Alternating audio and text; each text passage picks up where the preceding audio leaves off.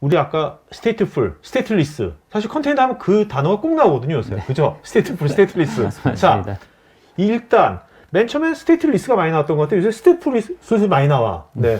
이게 일단 뭔지, 그리고 그거 좀 설명 좀 해주시겠습니까? 네.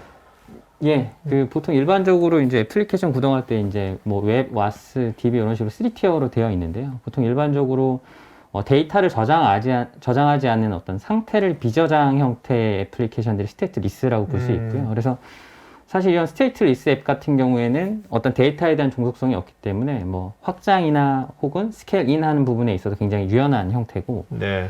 또 어떤 이동성의 이런 부분들도 사실 재배포하면 언제든지 바로 배포가 가능하거든요.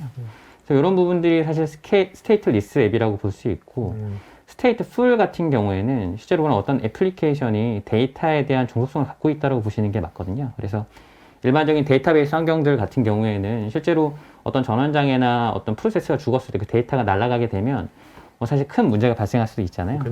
그런 데이터베이스와 같은 어떤 데이터에 대한 의존성이 있는 애플리케이션들을 보통 스테이트 풀이라고 얘기합니다. 네, 추가적으로 설명드리면 기존의 컨테이너라는 게 사실 그 컨테이너가 실행이 됐다가 그 사라지게 되면, 삭제가 되면 그 안에 있는 데이터는 날아가게 되거든요. 이렇게 기존에 있는 어플리케이션들이 그 데이터를 만약에 갖고 있게 된다라고 하면은 컨테이너가 사라졌을 때 그 데이터도 손실이 되기 때문에 이러한 부분들이 기존에는 컨테이너 환경에서 배포될 수밖에 없었죠. 네네. 컨테이너를 활용해서 한다라고 하면. 그런데 이제 쿠버네티스와 같은 그런 플랫폼, 오케스트레이션 플랫폼들이 나오면서 단순하게 스테이트레스한 상태를 저장할 필요가 없는 어플리케이션 뿐들만 아니라 실제로 데이터를 저장하고 기존에 있는 상태를 유지해야 되는 그런 어플리케이션들 또한 이제는 프로덕션 환경에서 계속해서 배포되어지고 이제 증가하고 있는 추세라고 볼 수 있습니다. 네. 자, 근데 좀 궁금한 게 벌써 컨테이너가 나온 지도 꽤 됐잖아요. 네. 맞습니다. 그렇으면 뭔가 기존에 뭔가 컨테이너에서 데이터베이스를 핸들링할 때 그것을 뭔가 잘 할 수 있도록 하는 방법이 뭔가 현실적 방법이 있었을 거 아니에요. 근데 그것이 뭔가 어려운 점이 불편한 점이 있었으니까 지금 포토스가 나왔을 거 아닙니까? 일단 기존에 어떤 어려움이 있었는데 포토스가 그걸 해결한 겁니까? 어떻게? 그걸 오늘 일단 자세히 설명하겠지만 그래도. 네. 기존에는 컨테이너에서 데이터를 저장하기 위해서는 그 컨테이너가 뜨고 있는 호스트에 있는 로컬 디스크 쪽으로 저장이 됐었어요. 그리고 이제 좀 더 쿠버네티스를 사용하시면서 좀 더 발전된 게 CSI라는 플러그인을 통해서 익스터널에 있는 어레이 쪽에 있는 볼륨으로 데이터를 저장할 수 있게끔 하는 그런 기술들이 있었습니다. 그러니까 뭔가 그래도 쿠버네티스 뭐 세팅할 때 그 네. 스토리지 어떤 그런 것들을 잘 알아야지만 되겠네요. 네, 맞습니다. 네. 네. 그런 식으로 사용을 하고 있었는데, 문제는 여기서 발생을 하는 거죠. 로컬에 데이터를 저장하거나 아니면 특정한 어레이 쪽에 데이터를 저장하게 될 경우 컨테이너라는 게 언제 어디든 배포가 쉽고 빠르게 할 수 있어야 되는 장점들이 있는 거거든요. 그렇죠. 그래서 컨테이너 쓰는 건데. 네. 그런데 실제로 어플리케이션을 다른 쪽으로 배포하거나 그런 쪽으로 이동을 했을 때 이쪽에 있었던 데이터들을 과연 어떻게 가져갈 것이냐, 그런 문제들이 계속 있었던 겁니다. 네네. 그래서 그 데이터를 옮기고 혹은 그 데이터를 보호하기 위한 메커니즘들이 기존의 컨테이너를 사용할 때 이제 가장 큰 문제점으로 발생을 했었기 때문에 스테이트레스한 부분들만 대부분 이제 배포하고 사용하고 계셨던 거죠. 하나만 부연 설명드리면 이제 과거에는 사실 스토리지랑 애플리케이션이 분리되어 있던 환경들인데, 이런 포톡스라고 하는 제품 자체는 이 애플리케이션과 그 스토리지에 대한 어웨어니스를 높인 제품이라고 볼 수 있거든요. 그래서 스토리 레이어가 이제 오버레이까지 올라가서 실제로 애플리케이션 어떻게 동작하는지에 대한 부분들까지도 인지하고 굉장히 많은 다양한 컨테이너 환경에서 이런 스토리지에 대한 관리에 대한 부분들까지도 이제 오버레이 영역에서 관리할 수 있게끔 이렇게 어떤 관리에 대한 컨트롤 플레인보다 한 단계 올라갔다라고 보시면 될 것 같습니다. 말씀하신 대로 올라갔으면 실제로 이제 그 컨테이너에서 개발하는 사람은 그 실제로 그 밑에 있는 언더레이에 있는 그 디테일한 스토리지 관련한 걸 알 필요가 없는 거가 되는 거죠? 예, 맞습니다.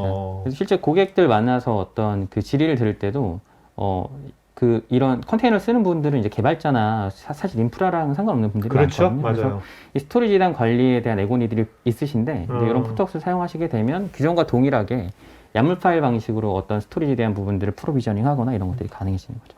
커넥터 방식의 스토리지, 이제 CSI, 일명 CSI고요. 그리고 저희 포톡스와 같은 컨테이너 네이티브한 스토리지, 이 차별을 되는 부분들에 대해서 좀 비교를 해봤는데요. 커넥터 스토리지라고 하는 그런 CSI 기반의 스토리지들은 컨테이너 네이티브 뭐 클라우드 네이티브 스토리지라고 부르질 않습니다. 컨테이너 지원 스토리지라고 명칭을 하거든요. 컨테이너의 볼륨 서비스를 할 수 있는 스토리지라고 말을 하는 거고요. 저희가 같은 포토웍스는 실제로 컨테이너와 함께 할 수 있는 데이터 서비스를 제공하는 컨테이너 네이티브한 스토리지라고 말을 하고 있고 그렇게 분류를 하고 있습니다.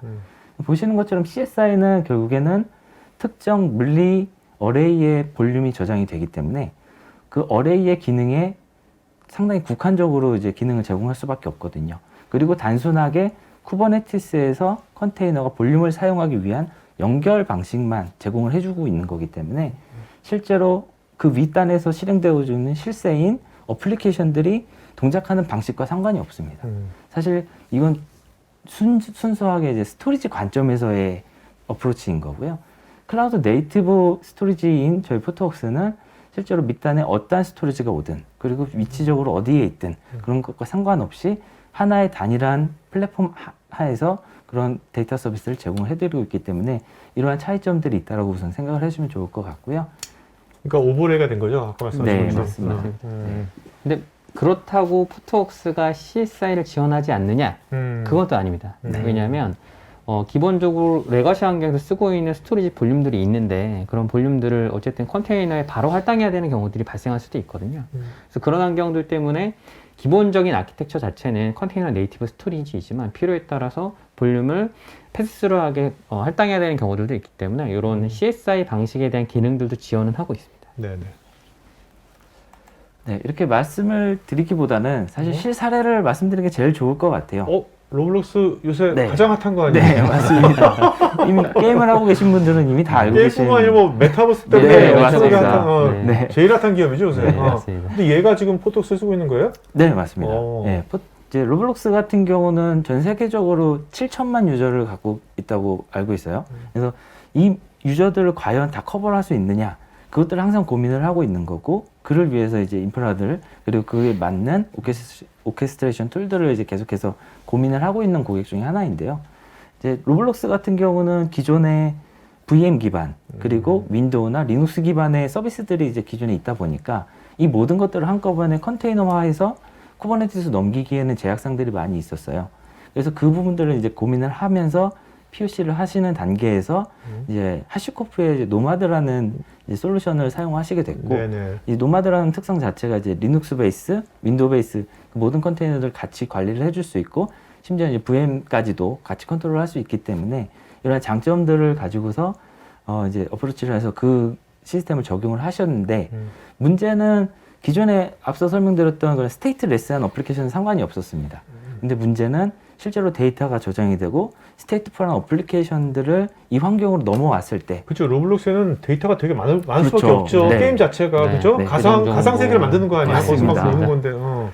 그 모든 것들을 기존과 동일한 수준으로 유지를 할 수 있느냐, 그게 이제 문제가 됐거든요.